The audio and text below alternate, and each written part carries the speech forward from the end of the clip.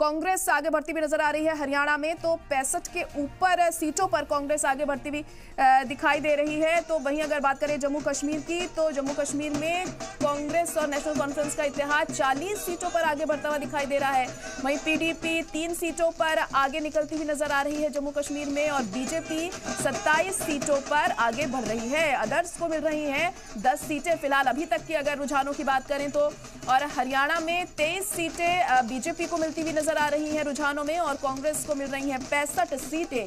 1 seat जा रही है आम आदमी पार्टी को और अदर्स को 1 सीट मिलती हुई हरियाणा में दिखाई दे रही है। और धीरे धीरे और भी ज्यादा बेहतर तरीके से ये जो आंकड़े हैं ये हम समझ पाएंगे। जब और राउंड्स की काउंटिंग होगी तब और तस्वीर साफ हो पाएगी कि आखिर किसकी सरकार बन रही है। देखिए आंकड़ों में फिर बदलाव हुआ है।